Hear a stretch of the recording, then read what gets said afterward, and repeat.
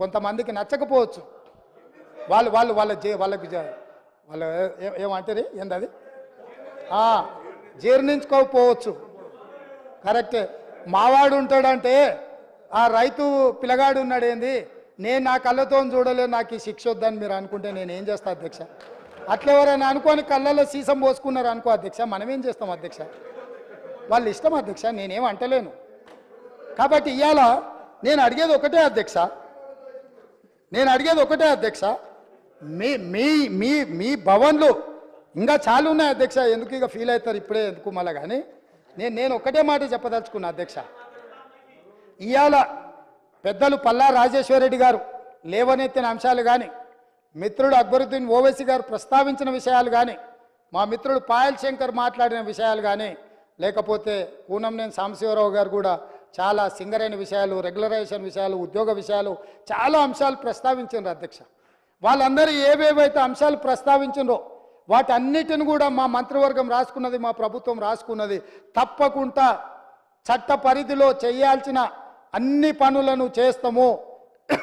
మేము మీ నుంచి సహకారం ఆశిస్తున్నాం. ప్రజలు కూడా కోరుకుంటున్నారు, మీరు ప్రజల మేలు కోసం పనిచేయండి. ఎన్నికలు వచ్చినప్పుడు మాత్రమే ఎన్నికల తర్వాత ఈ రాష్ట్రం సంక్షేమ రాజ్యంగా, అభివృద్ధి రాష్ట్రంగా ముందుకు నడిపించాలి, ప్రతిపక్షాలుగా మీ బాధ్యతను నెరవేర్చాలని ప్రజలు కోరుకుంటున్నారు. ప్రజాభిప్రాయానికి భిన్నంగా మీరు వ్యవహరించి రాజకీయ చదరంగంలో మేమేదో ఎత్తులేస్తాం, పై ఎత్తులేస్తామని ఒకవేళ మీరు అనుకుంటే మంచిది, అది కూడా చూద్దామని చెప్పి తమరి ద్వారా వారికి చెప్పదలుచుకున్న అధ్యక్ష. కింది నుంచి వ్యవసాయ కుటుంబం నుంచి నల్లమల అడవుల నుంచి మెట్టు ఎక్కుతూ ఇక్కడికి వచ్చినాం అధ్యక్ష. ఈడున్న వాళ్ళు ఎవరు ఉత్తగా రాలే.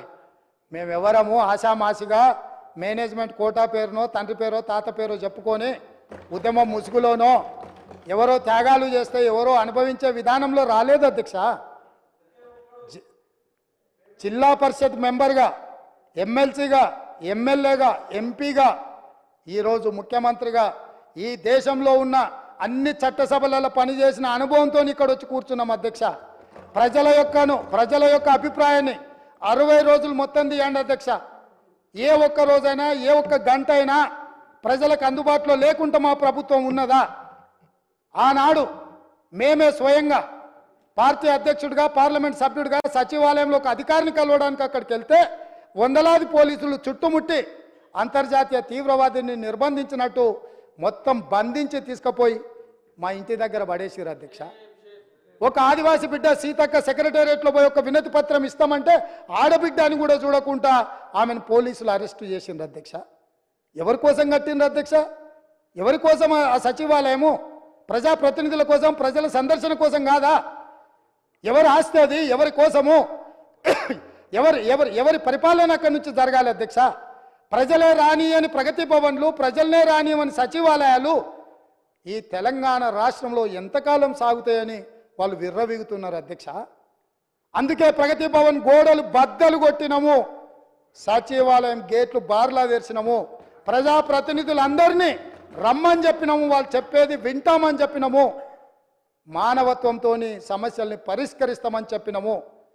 అందుకే ఈరోజు అధ్యక్ష తమరి ద్వారా వారు బాధ్యతాయుతమైన ప్రతిపక్షంగా సమస్యల్ని లేవనెత్తండి, పరిపాలనలో సహకరించండి. కేంద్ర ప్రభుత్వం దుర్మార్గంగా ప్రాజెక్టులను ఆక్రమించుకోవాలనుకుంటే రండి, కలిసి కొట్లాడదాం. ఈ రాష్ట్రానికి వచ్చినప్పుడు మీరు మేము వేరుండొచ్చు, పక్క వాళ్ళు మన మీదకి వచ్చినప్పుడు మనమందరం ఒకటి కావాలి. వాళ్ళకి సందర్భంగా నేను గుర్తు చేయదలుచుకున్నా, కౌరవులు పాండవులు పక్క రాజ్యం వాళ్ళు వస్తే 105 మంది, వాళ్ళకు వాళ్ళే వస్తే 100 ఒక పక్కన, 5 ఇంకొక పక్కన. కానీ పక్కవాడు దండెత్తినప్పుడు 105 మంది ఒక్కటి ఉండేది. పోయినసారి మా వాళ్ళు 5 మంది ఉన్నారు, మీరు 100 మంది ఉన్నారు. సరిగ్గా లెక్క కూడా అట్లనే ఉంది. లెక్క అంతే ఉంది కదా అధ్యక్ష. బయటోడు వచ్చినప్పుడు కనీసము కొంచెం విఘ్నత ప్రదర్శించండి అని చెప్పి నేను చెప్తున్నా అధ్యక్ష. నేనేమి కాని కోరికలు కోరట్లేదు అధ్యక్ష. ప్రజలు ఒక తీర్పు ఇచ్చిండ్రు, ప్రజల తీర్పును గౌరవించండి. ప్రజాస్వామ్యాన్ని బ్రతికించడానికి పనిచేద్దాం మనము.